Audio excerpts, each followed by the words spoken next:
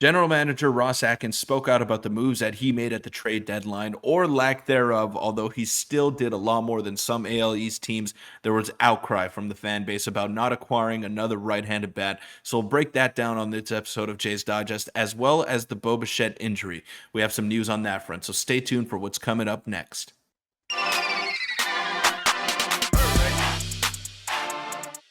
What's up, Jays fans? I'm your host, Peter Vryonis, alongside host Nick Gosse. And before we get into anything today, Nick and I are super pumped to be working alongside Rentals.ca. And if you didn't know, Rentals.ca is Canada's largest apartment hunting network.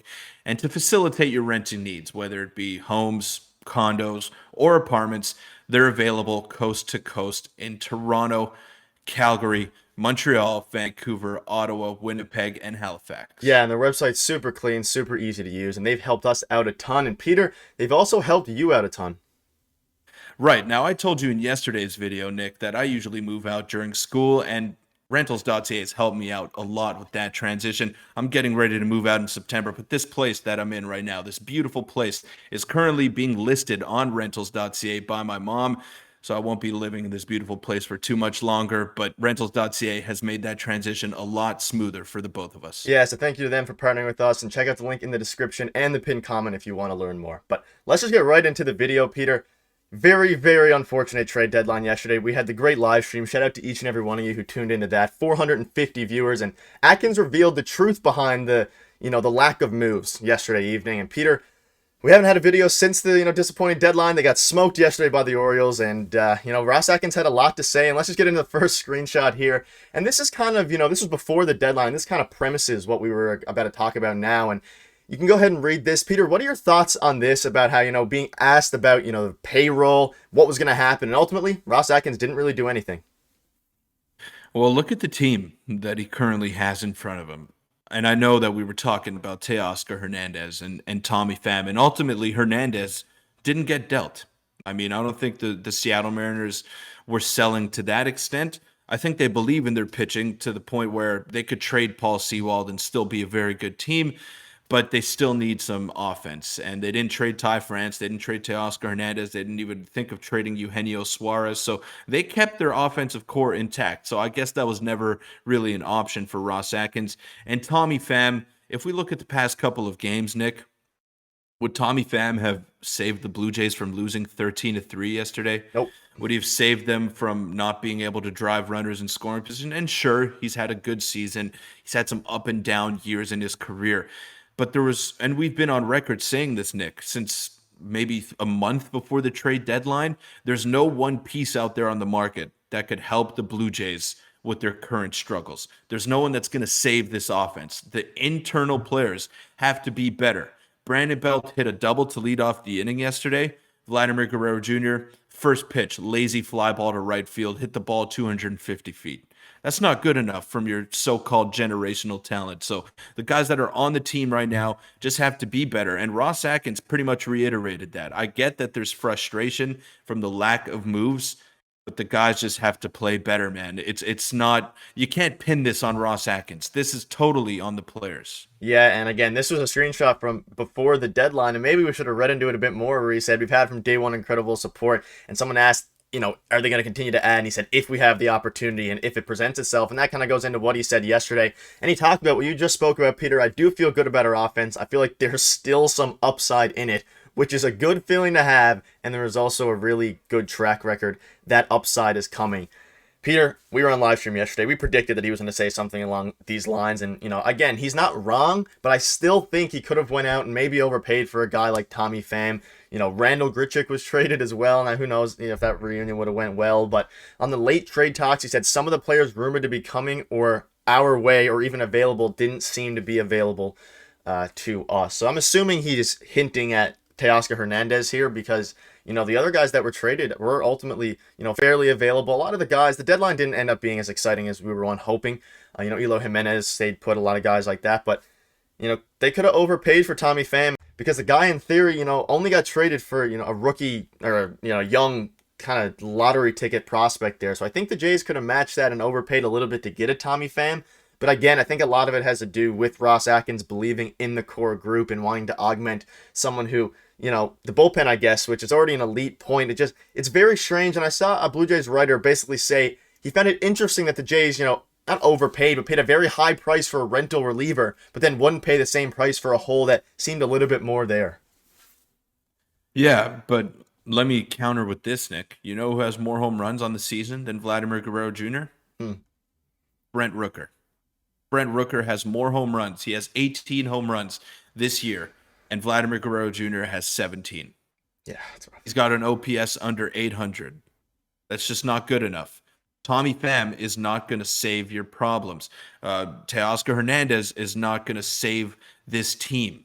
They need to play better, and I can't say it enough. I can't say it enough. They have underachieved, and they're still 10 games over 500. They still have a great record, considering what's happened over the course of the season, but it's just not good enough. And if okay, you're going to go out and get a rental for what?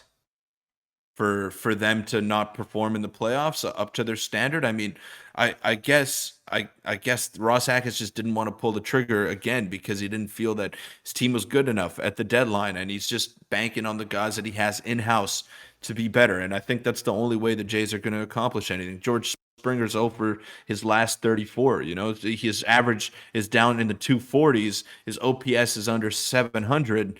This is a guy that you're paying 25 plus $1 million to every year. So the guys that are on your team right now, and they can't get Bo Bichette back soon enough, but there's got to be some life injected into them, and that's got to come from within. Yeah, and I think that's probably the case, especially because the market was so much of a seller's market, not a buyer's market, that everyone was costing way more than Ross Atkins would have liked. That being said, I definitely understand your point, but I think that, maybe adding a guy like Tommy Pham alongside the offense picking up would put them, maybe over the top. But at the end of the day, they need the offense as it is to pick it up. And I agree with you. Adding Tommy Pham or Teoscar Hernandez or even a higher end guy like Lane Thomas, if the Blue Jays offense stays the way it is, we're still going to be fighting to win a playoff game because the way they're Right. playing right now, it's very, very rough against, specifically AL East teams. And it's a shame because the pitching it's over exceeded from, the starting rotation to the bullpen, even though they had a rough day yesterday. But I don't know. It's George Springer, like you said, he's looking to avoid some Blue Jays history, and the offense is just struggling so heavy. And this, again, the quote I showed earlier is very, very interesting to me. And it seems like a lot of the reports out there were just that. They were reports, and there was nothing too much of them. And it's a bit unfortunate that Ross Atkins didn't pull the trigger, but I can kind of see, in a seller's market, the team's underachieving. We did add a bat, and we added more than any other AL East team. The Orioles added Jack Flaherty. No one else really made any moves. The Yankees, especially, and the Red Sox didn't really upgrade their team either, and they're only 1.5 games behind us now after yesterday's loss. I mean, the Jays made moves. They got the best reliever on the market. They just didn't address, in theory, their biggest need. But let's also not forget that Paul DeJong, he mashes lefties this year to a degree, so maybe he'll have a bit of an underrated impact. And we did end up getting him for essentially nothing. So the moves Ross made were phenomenal. I think one more would have made the fan base a lot happier, though. I think so too, and I definitely get the point, but maybe it just wasn't out there. And Maybe that's what I maybe think. he didn't believe that Tommy Pham was the one to take this team over the top, and I don't think he was either. It would have been a nice addition. Maybe it might have helped them out, and if he contributed anything offensively, it would have been a plus than having Santiago Espinal play every day. But when Bo Bichette is ready to come back, and when Espinal goes back to his bench role, I think some help from the minor leagues is on its way. Now, whether it be Davis Schneider, whether it be Addison Barger, someone is coming, and they're up next. Those two guys, those two names, have been having great seasons in AAA Buffalo. Not Addison Barger, but Davis Schneider has been absolutely breaking. He's got 21 home runs on the season, OPS nearing 950. He's ready to go. He's a 24-year-old prospect. The time is now to bring him up and see what you have in him. He's got big time power, and he's someone that can inject some life into this lineup. So I'd like to see him get a chance soon, as well as Addison Barger, because they're better options than Espinal and Kevin Biggio. Yeah, David Schneider should have been called up a week ago, 2 weeks ago. I don't know what they're waiting for. We can't really use the trade chip argument anymore, so who knows? But let us know what your thoughts are on that. And let's quickly touch on the Bo Bichette injury update. Huge update came out yesterday in case you missed it. And very, very good news if you're a Blue Jays fan. Now, it's not the best news in the world, but it's also as good as you could have really thought given the circumstances. So Ross Atkins went on to slightly more specifics on Bo Bichette's injury, saying nothing but some quote inflammation in the patellar tendon and says that, rest will help him in the short term before the club decides if an IL move or not. Now, this comes out after, the report came out that he was day to day. It seems like it's a little bit more serious than day to day. Just, I'm expecting him to be out a week or two and maybe even hit the 10-15 day IL. But the key point is here, he should be back for September. He'll be back down the stretch. It's not a long-term injury. It shouldn't affect him, long-term going forward. And he avoided any crazy tears in the ACL, the, Achilles, anything like that. So overall, a very, very positive update. Any quick thoughts on this before we wrap up? Yeah, he may miss 10 or 15 games, but that's a big time number at this stage of the season. And you look at the opponents that the Jays have. They have two more games against Horrible the timing. Orioles.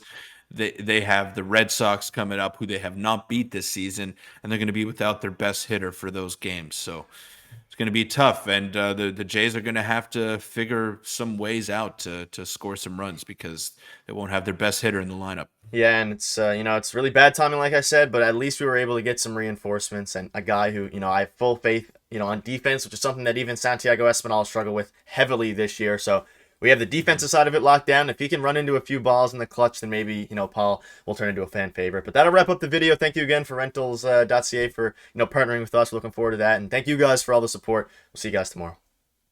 Thanks.